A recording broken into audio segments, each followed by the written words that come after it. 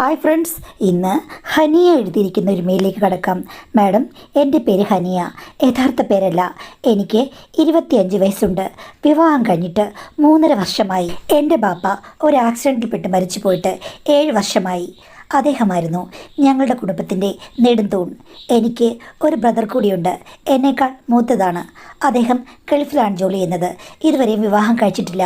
വിവാഹ ജീവിതത്തോട് വലിയ താല്പര്യമുള്ള ആളല്ലെന്ന് തോന്നുന്നു. ഇങ്ങോട്ട് വരാൻ നിർബന്ധിച്ചു കഴിഞ്ഞാൽ വരികയില്ല. വന്നാലും 10 ദിവസത്തിൽ കൂടുതൽ നാട്ടിൽ നിൽക്കില്ല. ആളുകൾ ചോദിക്കില്ലേ, എന്താ കല്യാണം കഴിക്കാത്തെന്ന്. എന്തായാലും ഉമ്മയും ഞാനും തമ്മിലുള്ള ജീവിതത്തിൽ എപ്പോഴും ഉമ്മ എന്നെ നിർബന്ധിച്ചത് നല്ല വിദ്യാഭ്യാസം വേണം, അത് കഴിഞ്ഞിട്ട് കല്യാണം കഴിക്കാൻ. അങ്ങനെ പഠനം പൂർത്തിയായ ശേഷമാണ് എൻ്റെ വിവാഹം നടന്നത്. അത് ഉമ്മയും ബാക്കിയുള്ള ബന്ധുക്കളുമൊക്കെ അറേഞ്ച് ചെയ്ത വിവാഹമായിരുന്നു. അവർ പറഞ്ഞത് അനുസരിക്കുക എന്നുള്ളതല്ലാതെ എൻ്റെ മനസ്സിൽ വേറെ വിചാരങ്ങൾക്കൊന്നും ഒരു സ്ഥാനവും ജീവിതത്തിൽ ഉണ്ടായിരുന്നില്ല. വിവാഹം നടന്നു. ഹസ്ബൻഡ് വീട്ടിലേക്ക് ഞാൻ കയറി ചെന്നു. എൻ്റെ ഹസ്ബൻഡ് വളരെ സൈലൻ്റ് ആയിട്ടുള്ള വ്യക്തിയാണ്. അന്ന് നാട്ടിൽ തന്നെയാണ് ജോലി ചെയ്യുന്നത്. വീട്ടിലുള്ളവർക്കാണെങ്കിലും വലിയ സംസാരമോ ഉരിയാട്ടമോ ഒന്നുമില്ല. എല്ലാവരും അവരുടെ റൂമിൽ കഴിയും. പിന്നെ ഭക്ഷണ സമയത്ത് ഉമ്മ വന്ന് എല്ലാവരെയും വിളിക്കും. ആ സമയത്ത് എല്ലാവരും കൂടി ഒന്നിച്ചിരിക്കും. അത്രമാത്രം. അവിടെയും വലിയ സംസാരമൊന്നുമില്ല. ആ വീട്ടിൽ ഉമ്മയാണ് കാര്യങ്ങളെല്ലാം നോക്കുന്നത്. അവരുടെ കയ്യിൽ കൊണ്ട് പണം കൊടുക്കണം എല്ലാവരും. അവർ മാനേജ് ചെയ്തോളും. വഴക്കോ വക്കാണോ ഒന്നുമില്ല. എങ്കിലും എൻ്റെ വീട്ടിലെ പോലെ എൻ്റെ അമ്മയും ഞാനും ഏകദേശം സുഹൃത്തുക്കളെ പോലെയാണ്. അത്തരമൊരു ഹൃദയബന്ധമൊന്നും അവിടെ കണ്ടില്ല. എൻ്റെ ഹസ്ബൻഡാണെങ്കിലും വളരെ സ്ലോ ആയിട്ട് കാര്യങ്ങൾ നടത്തുന്ന ഒരു വ്യക്തിയാണ്. എനിക്ക് അദ്ദേഹത്തെ സ്നേഹിക്കണമെന്നുണ്ട്. എന്നാൽ സ്നേഹിക്കാൻ മാത്രം ഒന്നും എൻ്റെ വിവാഹ ജീവിതത്തിൽ ആദ്യഘട്ടത്തിൽ അദ്ദേഹം തന്നില്ല. ഏകദേശം 7 മാസം കഴിഞ്ഞപ്പോഴേക്കും ഗൾഫിൽ ഒരു വിസ കിട്ടി കയറിപ്പോയി. പണം എനിക്ക് കറക്റ്റായിട്ട് അയച്ചു തരും. അത് ഉമ്മയുടെ കൊടുക്കണം, ചിലവിന് വേണ്ടിയിട്ടുള്ളത്. ബാക്കി എനിക്ക് ഉപയോഗിക്കാം. അതല്ലാതെ ഭർത്താവും ഞാനും തമ്മിൽ റൊമാൻറ്റിക്കായിട്ടുള്ള എന്തെങ്കിലും ബന്ധങ്ങളോ ചോദിക്കലോ പറച്ചിലോ ഒന്നുമില്ല. ഞാൻ അതൊക്കെ ഒത്തിരി പ്രതീക്ഷിച്ചിരുന്നു. ഞാൻ ഓർത്തത് ഒരു പുരുഷൻ എന്നെ നന്നായി സ്നേഹിക്കുമെന്നാണ്. എൻ്റെ പുരുഷൻ എന്നെ സ്നേഹിച്ചില്ലെങ്കിൽ പിന്നെ ആര് സ്നേഹിക്കാനാണ്? അതൊന്നും എനിക്ക് വിധിച്ചിട്ടില്ല. ഈ ജീവിതവുമായി എനിക്ക് അഡ്ജസ്റ്റ് ചെയ്ത് പോയേ പറ്റുകയുള്ളൂ. എൻ്റെ ഉമ്മയും വിഷമിപ്പിക്കാൻ പാടില്ല.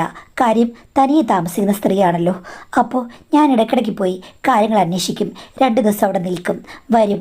ഇങ്ങനെയൊക്കെയാണ് ജീവിച്ചു പോന്നത്. ഏകദേശം 1.5 വർഷത്തിന് മുമ്പാണ് മാഡം ഒരു ദിവസം ഹസ്ബൻഡ് എന്നെ ഗൾഫിൽ നിന്ന് വിളിച്ചു. എന്നിട്ട് എന്നോട് വളരെ ചൂടായി സംസാരിച്ചു. നിനക്കും നിൻ്റെ ഉമ്മയ്ക്കും ഞങ്ങളെ കരിവാരി തേച്ച് കഴിഞ്ഞപ്പോഴേക്കും സമാധാനമായല്ലോ. ഇതിൻ്റെ വല്ല ആവശ്യം നിനക്കുണ്ടായിരുന്നോ, നിൻ്റെ ഉമ്മയ്ക്കുണ്ടായിരുന്നോ എന്നൊക്കെ എന്നോട് ചോദിച്ചു. ഞാൻ ചോദിച്ചു, നിങ്ങൾക്ക് വല്ല വട്ടം പിടിച്ചോ, നിങ്ങൾ വല്ല സ്വപ്നവും കണ്ടതാണോ എന്ന് ചോദിച്ചു കഴിഞ്ഞപ്പോഴേക്കും അപ്പോഴാണ് ഹസ്ബൻഡ് പറഞ്ഞത്, ഈ നാട്ടിലുള്ള മുഴുവൻ പേര് പറഞ്ഞു, എന്നിട്ടും നീ അറിഞ്ഞില്ലേ? നിൻ്റെ ഉമ്മയുടെ കൂടെ ഇപ്പോൾ നിനക്ക് പുതിയൊരു 2ാം പാപ്പ വന്നിട്ടുണ്ട്. അതും നിൻ്റെ ഉമ്മയേക്കാൾ ഏകദേശം 7 വയസ്സിന് ഇളയ ആളാണ്. നിൻ്റെ ഉമ്മയ്ക്ക് എന്തിനു കേടാടി? 2ാമത്തെ കല്യാണം കഴിക്കണമെന്ന് പറഞ്ഞു കഴിഞ്ഞാൽ നമ്മളെല്ലാവരും കൂടെ മുൻകൈ എടുത്ത് അവർക്ക് വേണ്ട ഒരാളെ കുടുംബക്കാർ തന്നെ കണ്ടെത്തി കല്യാണം കഴിക്കില്ലേ? ഇതെന്തിനാണ് പ്രേമിച്ച് ഇങ്ങനെ കോളൊക്കെ ഉണ്ടാക്കി ഒരുത്തനെ വീട്ടിൽ കയറ്റി താമസിപ്പിച്ചിരിക്കുന്നത്? നിൻ്റെ അമ്മയ്ക്ക് ഇതിൽ നല്ലത് മുള്ളിമുരിക്കിൽ വലിഞ്ഞു കയറുകയല്ലായിരുന്നോ? നിനക്കും അത്ര സ്വഭാവമുണ്ടോ? എന്നെ നീ ചതിക്കുകയാണോ എന്നൊക്കെ ചോദിച്ചു. ഞാനത് കേട്ട് ശരിക്കും ഞെട്ടിപ്പോയി. ഇന്ന് രാവിലെ എഴുന്നേറ്റ് കഴിഞ്ഞപ്പോഴേക്കും ഞാൻ ഉമ്മയെ വിളിച്ചതാണ്. അപ്പോൾ സ്വാഭാവികമായി സംസാരിച്ചു. ദോശ ഉണ്ടാക്കാൻ പോവാണെന്ന് പറഞ്ഞ ആൾ എങ്ങനെയാണ് ഇപ്പോൾ ഒരു മനുഷ്യനെ വീട്ടിൽ കയറ്റി താമസിപ്പിച്ചെന്ന് പറഞ്ഞ് ഇത്രയും വാർത്ത വന്നത്? ഉമ്മ ആരെ എപ്പോൾ വീട്ടിൽ കയറ്റി താമസിപ്പിച്ചു? ഉമ്മയ്ക്ക് എങ്ങനെ പ്രേമം ഉണ്ടായി? എൻ്റെ ഉമ്മയുടെ സ്വഭാവം അനുസരിച്ച് അങ്ങനെയൊന്നും ഉണ്ടാകാൻ വഴിയില്ലല്ലോ. ഇതെന്താണ് നടക്കുന്നത്? ശരിക്കും ഏതെങ്കിലും ഒരു ഫേക്ക് ന്യൂസാണോ എന്നൊക്കെ എനിക്ക് തോന്നിപ്പോയി. ശരി, നിങ്ങൾ വെക്ക്, ഞാൻ വീട്ടിലേക്കൊന്ന് വിളിക്കട്ടെ എന്ന് പറഞ്ഞ് ഞാൻ ഉമ്മയെ വിളിച്ചു. ആ സമയത്ത് തന്നെ എൻ്റെ അമ്മായിമ്മ വന്നിട്ട് പറഞ്ഞു, എന്നാലും മോളെ ഇത്തിരി കടന്ന കൈയായിപ്പോയി. നിൻ്റെ ബാപ്പ അങ്ങോട്ട് മരിക്കാൻ വേണ്ടി കാത്തിരിക്കുകയായിരുന്നല്ലോ. അവൾ ചെറുപ്പക്കാരിയാണ്, സുന്ദരിയാണെന്ന് പറഞ്ഞ് അവൾ കുലിക്ക് നടന്നപ്പോഴേ എനിക്ക് തോന്നിയാണ് നിന്നെ കടത്തി വിട്ടുമല്ലോ അവൾ. ഉമ്മ എന്തൊക്കെ തോന്നിയാസങ്ങളെ വിളിച്ചു പറഞ്ഞത്. എനിക്ക് എന്ത് കുഴപ്പം? എന്ത് കടത്തി വിട്ടുന്നു? ഓ, ഒന്നും അറിയില്ല എടീ. ഭർത്താവിൻ്റെ കൂടെ ഇത്രയും നാൾ താമസിച്ചിട്ടും നിനക്ക് വല്ല വിശേഷം ഉണ്ടായോ? നിൻ്റെ അമ്മ നിന്നേക്കാൾ മുന്നേ ഓടി കയറും. അവൾ ഇപ്പം തന്നെ അടുത്തൊരു തലമുറയെ സൃഷ്ടിച്ചു തരും. നിനക്ക് ഒരു അനിയനോ അനിയത്തിയോ ഇല്ലാത്തതിൽ വളരെ ദുഃഖമില്ലായിരുന്നോ? 2 കുട്ടികളല്ലേ ആകെയുള്ളൂ. ദേ ഇപ്പോൾ ചറപറാ കുട്ടികൾ വരും. കാരണം കൊച്ചു ചെക്കനല്ലേ. അപ്പോൾ ഒത്തിരി നന്നായിട്ട് നല്ല ഫലങ്ങളുണ്ടാകും. ഉമ്മ, എനിക്ക് തൽക്കാലം ഉടക്കാനുള്ള ടൈമില്ല, ഞാൻ വീട്ടിലേക്കൊന്ന് വിളിക്കട്ടെ എൻ്റെ ഉമ്മയെന്ന്. അയ്യോ, ഒന്നും അറിയാത്ത ഒരുത്തി. എടി, നീ നിൻ്റെ അമ്മയും കൂടെ ആലോചിച്ചിട്ടല്ലേടി ഇതൊക്കെ നടത്തിയത്? ഞാൻ പറഞ്ഞു ഞാൻ വിളിക്കട്ടെ എന്ന് പറഞ്ഞ് പെട്ടെന്ന് ഫോൺ എടുത്തുകൊണ്ട് ഞാൻ സിറ്റ് ഔട്ടിലേക്ക് പോകുന്നു മാഡം. എന്നിട്ട് ഉമ്മയെ വിളിച്ചു. ഒരു 5 വട്ടം വിളിച്ചിട്ട് എടുത്തില്ല. എനിക്ക് ടെൻഷനായി. പിന്നെ 6-ാം വട്ടം വിളിച്ചപ്പോഴാണ് ഉമ്മ എടുത്തത്. ഉമ്മ, ഈ പറഞ്ഞതൊക്കെ നേരാണോ? ഇങ്ങനൊരുത്തൻ വീട്ടിൽ വന്നോ ഉമ്മയുടെ 2ാം ഭർത്താവായിട്ടെന്ന്? അപ്പോൾ ഉമ്മ പറഞ്ഞു, ആ വന്നു മോളെ. എടി, ഇപ്പോഴാണ് ഞങ്ങൾ പോയി രജിസ്റ്റർ മാരേജ് കഴിച്ചതെന്ന്. ഞാനത് കേട്ട് ശരിക്കും ഞെട്ടിപ്പോയി. ഉമ്മയ്ക്ക് എങ്ങനെ തോന്നി? എന്നെ ഒന്ന് ആലോചിച്ചില്ലല്ലോ ഉമ്മാന്ന്. ആ, നിന്നെ എന്തിനാ ഞാൻ ആലോചിക്കുന്നത്? എനിക്ക് പറ്റിയ ഒരാളെ കണ്ടു കഴിഞ്ഞപ്പോഴേക്കും ഞാൻ കല്യാണം കഴിച്ചു. നീ നിൻ്റെ ഭർത്താവിനെ കുറിച്ച് ആലോചിച്ചാൽ മതി, അതല്ലേ നിനക്ക് പ്രയോജനം. ഞാൻ എൻ്റെ പുരുഷനെ ആലോചിച്ചാൽ നിനക്കെന്താടി, അവിടെ വല്ലോ നിറയുമോ എന്നമ്മ എന്നോട് ചോദിച്ചു. അത് കേട്ടപ്പോൾ ഞാൻ അടിപൊളി ഞെട്ടിപ്പോയി. ഇത്രയും കാലമായിട്ടും അങ്ങനെയുള്ള വല്ലാത്ത വർത്തമാനമൊന്നും പറയാത്തൊരാളാണ് ഉമ്മ. പക്ഷേ ഒരു പുരുഷനെ കിട്ടിക്കഴിഞ്ഞപ്പോഴേക്കും തെരുവ് പെണ്ണുങ്ങളെക്കാൾ മോശമായ ഉമ്മ സംസാരിക്കുന്നു. ഉമ്മ, എന്തൊക്കെയാണ് നടക്കുന്നത്? ഇന്നലെ ഞാൻ വിളിച്ചതല്ലേ, എന്ന് വിളിക്കുന്നല്ലേ? നിങ്ങൾക്ക് ഇങ്ങനെ ഒരാളുമായിട്ട് പ്രേമമുണ്ടായെന്നോ, നിങ്ങൾ കല്യാണം കഴിക്കാൻ പോവാണെന്നോ ഒരു സൂചന എനിക്ക് നൽകിയിരുന്നെങ്കിൽ ഞാൻ അത് സമ്മതിക്കില്ലേ? അതിന് നിൻ്റെ സമ്മതം ആർക്ക് വേണം? ഞാനിവിടെ ഒറ്റയ്ക്ക് ജീവിക്കുകയാണ്, എല്ലാ ബാധ്യതകളും തീർന്നു.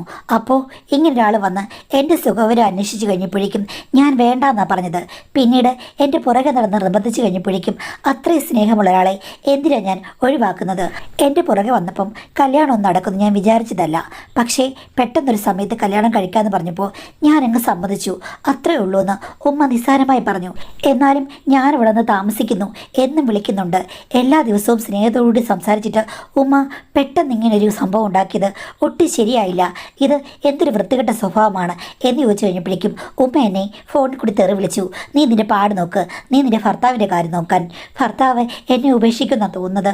അങ്ങേർക്ക് ഇതൊട്ടും ഇഷ്ടപ്പെട്ടില്ലെന്നും അവൻ ഇഷ്ടപ്പെട്ടില്ലെങ്കിൽ അവൻ പോയി എന്ന് പറഞ്ഞ് അമ്മ പിന്നെയും ഒരു മുട്ടൻ തെറി പറഞ്ഞു. അത് കഴിഞ്ഞിട്ട് ഫോൺ കട്ട് ചെയ്തു. ചുരുക്കം പറഞ്ഞാൽ ചോദിക്കാൻ വിളിച്ച ഞാൻ ശരിക്കും അയ്യടാന്നായിപ്പോയി. പിന്നെ ഞാൻ എത്ര ഫോൺ വിളിച്ചിട്ടും ഉമ്മ എടുത്തില്ല. എൻ്റെ സ്വന്തം ഉമ്മ ഇങ്ങനെ പെരുമാറിയെന്ന് എനിക്കൊട്ടും പിടികിട്ടിയില്ല. ഭർത്താവാണെങ്കിൽ ഗൾഫിൽ നിന്ന് എന്നെ വിളിച്ച് ഓരോന്നൊക്കെ പറയുന്നു. ഭർത്താവിൻ്റെ ഉമ്മയാണെങ്കിലും കുത്തുവാക്കൾ പറയുന്നു. എന്ത് ചെയ്യണമെന്നറിയാതെ ഞാൻ നിന്നു. പിന്നെ ഇപ്പോൾ ഞാനെന്ത് ചെയ്യാനാണ്? ഉമ്മ വേറൊരു വ്യക്തിയാണ്, അവർക്ക് തോന്നുന്നത് അവർ ചെയ്യും. അതിനിപ്പോൾ എനിക്ക് എന്ത് ചെയ്യാൻ പറ്റും എന്നുള്ള രീതിയിൽ ഞാൻ എല്ലാവരോടും സംസാരിച്ചു. എങ്കിലും നാണക്കേട് തന്നെയായിരുന്നു. ഇതൊക്കെ ശരിക്കും അറേഞ്ച് ചെയ്തങ്ങ് കല്യാണം കഴിക്കാമായിരുന്നെങ്കിൽ ഒരു പ്രശ്നവുമില്ല. 2ാം കല്യാണത്തിന് ആരെതിരൊന്നും അല്ലായിരുന്നു.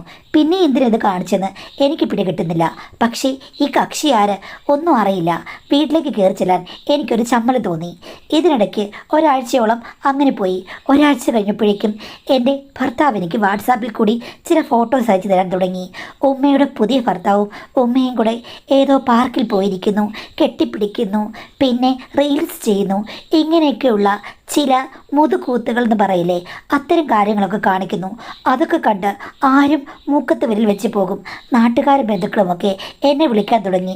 എടി, നിൻ്റെ ഉമ്മയ്ക്ക് എന്താണ്? അവരെ വീടിനകത്ത് നല്ല രീതിയിൽ ഇരുന്നൊരു സ്ത്രീയല്ലേ, ഇപ്പം എന്തായി കാട്ടിക്കൂട്ടുന്നത് എന്ന് പറഞ്ഞ് അവർ എന്നോട് ചോദിക്കാൻ തുടങ്ങി. ഞാൻ കൈമലർത്തി.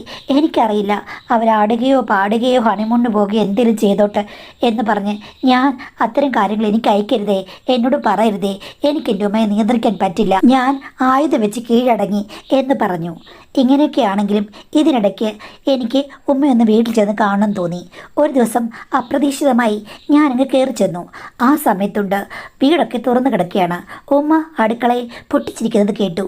ഞാൻ കയറി ചെന്ന് കഴിഞ്ഞപ്പോഴേക്കും അങ്ങേരെ ഒരു കുട്ടി നിക്കറൊക്കെ ഇട്ടുകൊണ്ട് ഉമ്മയുടെ പുറകിൽ നിൽക്കുകയാണ്. ഉമ്മ എന്തോ പാചകം ചെയ്യുകയാണ്. എന്തോ വറുത്ത് കോരി ഒരു പാത്രത്തിലിടുകയാണ്. അതിൽ നിന്ന് അയാളും എടുത്ത് കഴിക്കുന്നുണ്ട്. ഉമ്മയ്ക്ക് വായിലേക്ക് ഇത്തിരി വെച്ച് കൊടുക്കുന്നുണ്ട്. ഉമ്മ അത് ആസ്വദിച്ച് കഴിച്ചിട്ട് എന്തൊക്കെയോ പറയുന്നുമുണ്ട്. അങ്ങേർ ശരിക്കും പറഞ്ഞാൽ ഒരു കുട്ടി നിക്കറാണ് ഇട്ട് നിൽക്കുന്നത്. ഞാൻ അങ്ങേരെ അടിപൊളി ശ്രദ്ധിച്ചു. റീൽസിലൊക്കെ കണ്ടു കഴിഞ്ഞപ്പോഴേക്കും ഭയങ്കര സുന്ദരനാണ്. പക്ഷേ നേരിട്ട് കാണാനും ആൺ രൂപം തന്നെ. ശരിക്കും ആരും ഒന്ന് ഇഷ്ടപ്പെട്ടു പോകും. ഉമ്മ ചില്ലറക്കാരിയല്ല. പ്രായമാണെങ്കിലും ഉമ്മയ്ക്ക് കിട്ടിയിരിക്കുന്നത് അസാധ്യമായൊരു പുരുഷനെയാണെന്ന് എനിക്ക് മനസ്സിലായി.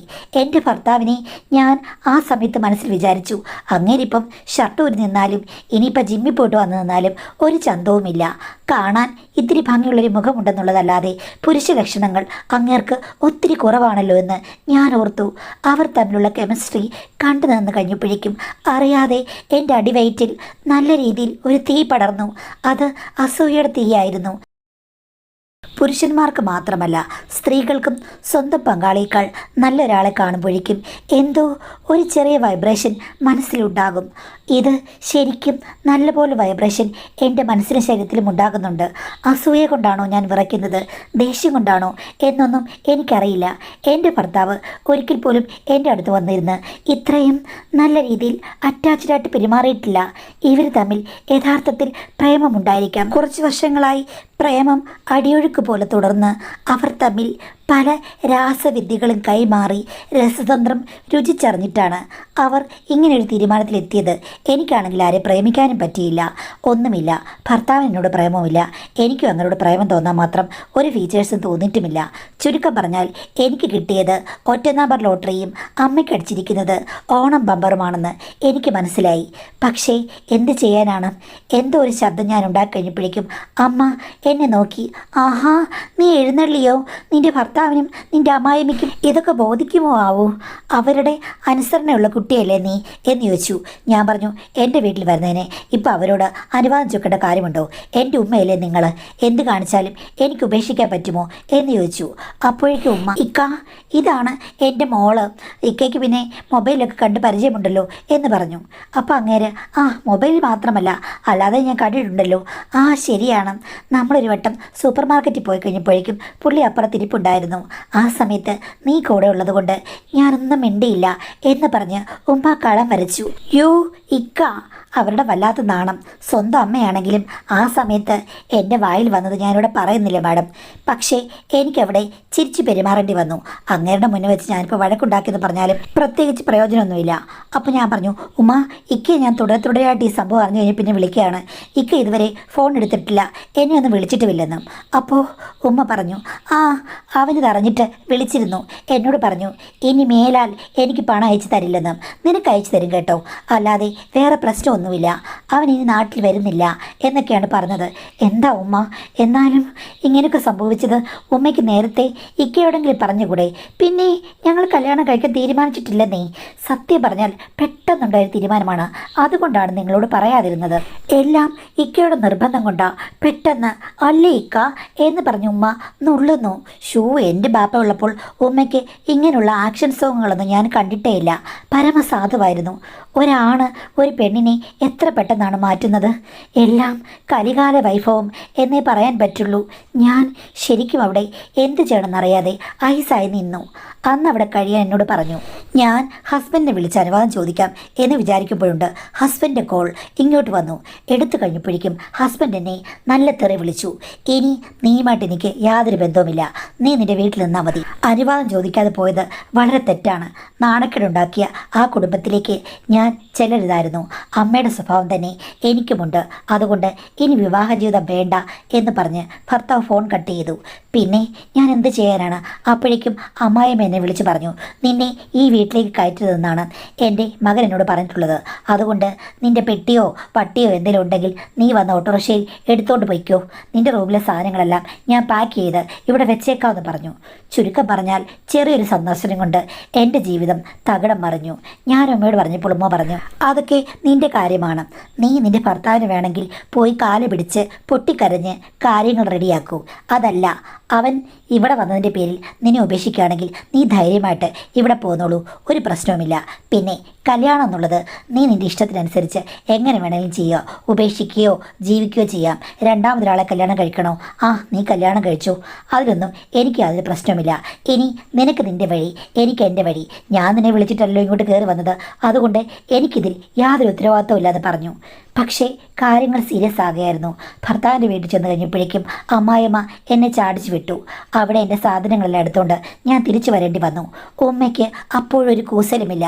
ഇടയ്ക്ക് എൻ്റെ ഇക്ക ഗൾഫിൽ നിന്ന് വിളിച്ചിട്ട് ഉമ്മയ്ക്ക് ഏതോ ജിന്ന് ദേഹത്ത് കയറിയതാണ്, അതുകൊണ്ട് അവരെ ഒന്നും പറഞ്ഞ് മനസ്സിലാക്കാൻ പറ്റില്ല, ഭയങ്കര തുള്ളാട്ടമാണ്, നീ അഡ്ജസ്റ്റ് ചെയ്ത് ജീവിക്കൂ, ഇനിയിപ്പോൾ നിൻ്റെ ഭർത്താവ് വരുമ്പോൾ ഉപേക്ഷിക്കുകയാണെങ്കിൽ എന്ത് ചെയ്യാൻ പറ്റും, പൈസ നിനക്ക് ഞാൻ മാസം കൂടുതൽ തരാം, ഉമ്മയ്ക്ക് കൊടുക്കുന്ന പണം കൂടെ, അതല്ലാതെ എനിക്കിപ്പോൾ വേറൊന്നും ചെയ്യാൻ പറ്റില്ല, നിൻ്റെ ജീവിതം നീ നോക്കാൻ പറഞ്ഞു.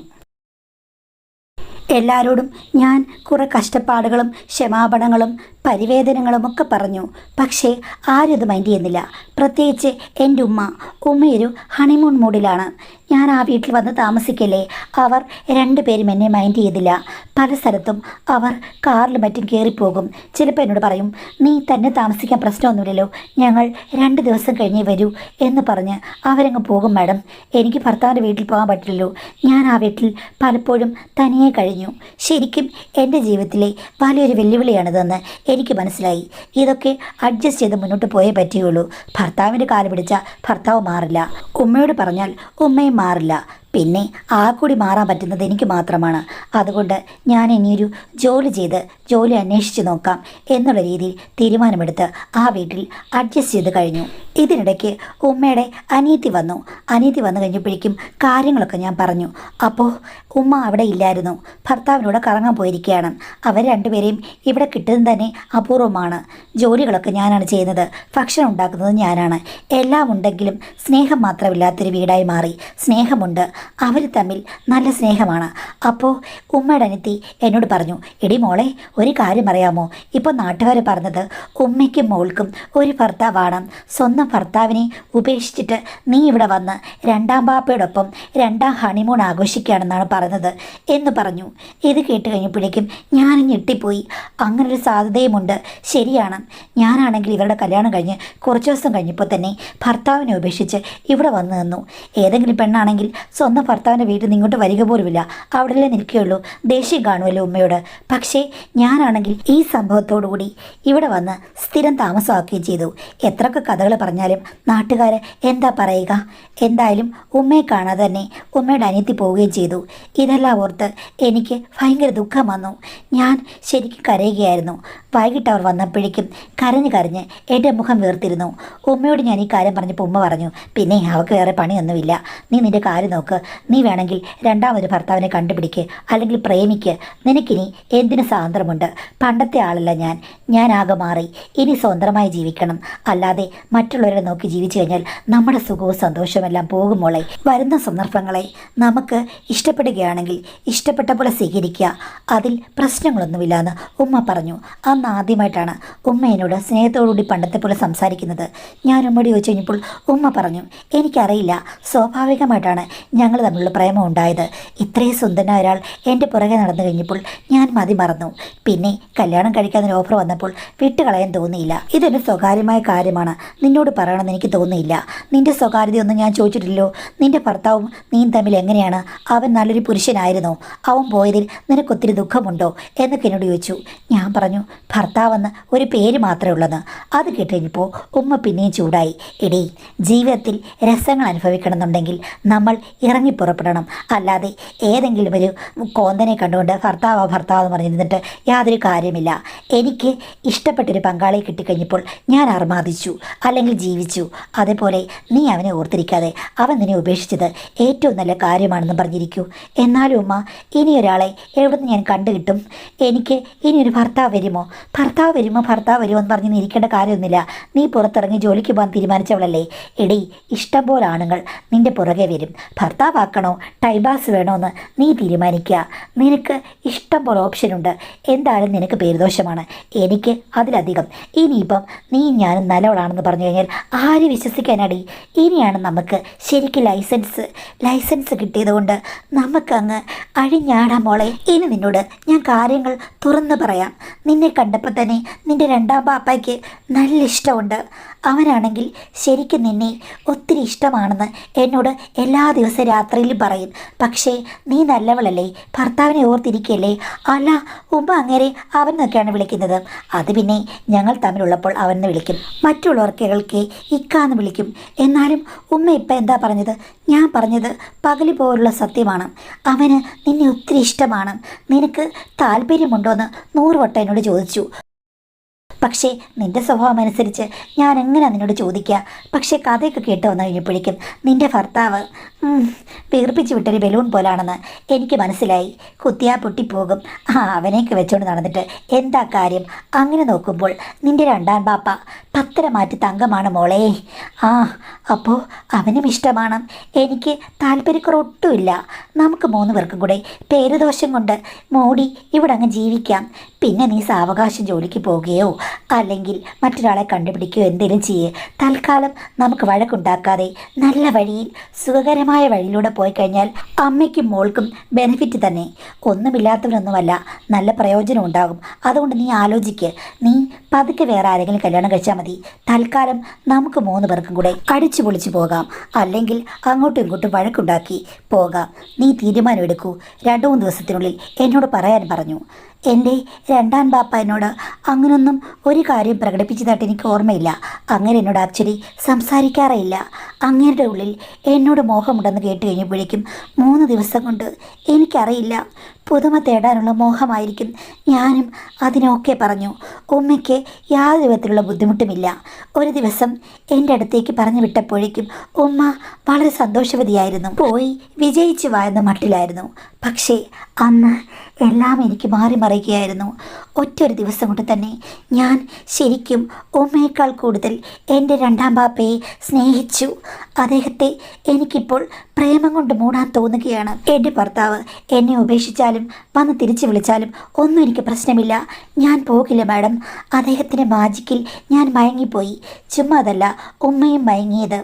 എന്തായാലും ഞങ്ങൾ 2 പേരും ഇപ്പോൾ അദ്ദേഹത്തിൻ്റെ കൂടെ സന്തോഷകരമായി ജീവിക്കുകയാണ്. എനിക്ക് എൻ്റെ ജീവിതം അടുത്തായി എങ്ങോട്ട് കൊണ്ടുപോകണമെന്ന് അറിയില്ല. ഉമ്മ പറഞ്ഞത് ഒരു 5 വർഷം കഴിഞ്ഞ് ആലോചിച്ചാൽ മതി എന്നാണ്. തൽക്കാലം കുട്ടികളും കാര്യങ്ങളും പ്രശ്നങ്ങളും ഒന്നും വേണ്ട. ഭർത്താവ് ഡൈവോഴ്സൊക്കെ ആകുന്നു എന്ന് ചോദിച്ച് എന്തെങ്കിലുമൊക്കെ കാര്യങ്ങൾക്ക് നിവൃത്തി ഉണ്ടായ ശേഷം മാത്രം ആലോചിക്കാം. തൽക്കാലം ഈ ഒരു രസത്തിൽ മുങ്ങിപ്പോകാനാണ് പറയുന്നത്. എൻ്റെ ഭാവി എന്താകുമെന്ന് എനിക്കറിയില്ല. എൻ്റെ തല മുഴുവനും അമ്മയുടെ രണ്ടാം ഭർത്താവ് മാത്രമാണ്. എന്നേക്കാൾ ഭയങ്കര പ്രേമ പ്രകടനങ്ങളാണ് ഉമ്മ നടത്തുന്നത്. അതിനിടയ്ക്ക് എൻ്റെ തലയിൽ അദ്ദേഹത്തോട് അമിതമായ പ്രേമമുണ്ടെന്ന് പറയാൻ പറ്റില്ല. ശരിക്കും ഞാൻ ഇപ്പോഴാണ് പ്രണയം അനുഭവിക്കുന്നത്. ഭാവിയിൽ എന്താകുമോ എന്നുള്ള ആശങ്ക എനിക്കുണ്ട് എന്നാണ് പറഞ്ഞിരിക്കുന്നത്. ഇത് വായിച്ചിട്ട് നിങ്ങൾക്ക് വലിയ ആശങ്കയൊന്നുമില്ലെന്ന് തോന്നുന്നു. നിങ്ങളുടെ അമ്മയ്ക്കും നിങ്ങൾക്കും ഒക്കെ നല്ല രീതിയിൽ ഇതിനെക്കുറിച്ചൊരു ചിന്തയുണ്ട്. അപ്പം അങ്ങനെ അങ്ങ് തരികട കളിച്ച് പോകാനാണ് ഇഷ്ടം. പിന്നെ ഇത്തരം ബന്ധങ്ങളൊക്കെ നല്ല രീതിയിൽ എത്ര കാലം മുന്നോട്ട് പോകുന്ന ദൈവത്തിന് മാത്രമേ അറിയുകയുള്ളൂ. നടന്നാൽ നടന്നു, നിന്നാൽ നിന്നു, അത്രയേ ഉള്ളൂ. പിന്നെ ആർക്കും ഇപ്പോൾ സ്പൂൺ ഫീഡിങ് ചെയ്യേണ്ട കാര്യമില്ലല്ലോ. ഒന്നുകിൽ ഈ പറഞ്ഞതുപോലെ ഭർത്താവ് ശരി വേണ്ടെന്നുണ്ടെങ്കിൽ ഡൈവേഴ്സ് ചെയ്ത് നിങ്ങൾ ഒരു നല്ല ജീവിതത്തിലേക്ക് കടക്കുക, ജോലിയൊക്കെ സമ്പാദിക്കുക, ഉമ്മയുടെ പാർട്ണറേയും വെറുതെ വിടുക. അല്ലെങ്കിൽ നിങ്ങളെല്ലാവരും കൂടി അവിടെ യോജിച്ച് മുന്നോട്ട് പോവുക, തർക്കങ്ങളും പ്രശ്നങ്ങളും ഉണ്ടാക്കാതിരിക്കുക. അപ്പോൾ ഈ 2 മാർഗ്ഗങ്ങളിൽ ഏതെങ്കിലും ഒന്ന് സ്വീകരിക്കാതെ പോകാൻ തരവില്ലല്ലോ. അതുകൊണ്ട് കൂടുതൽ ഇപ്പോൾ പറഞ്ഞിട്ടും കാര്യമില്ല.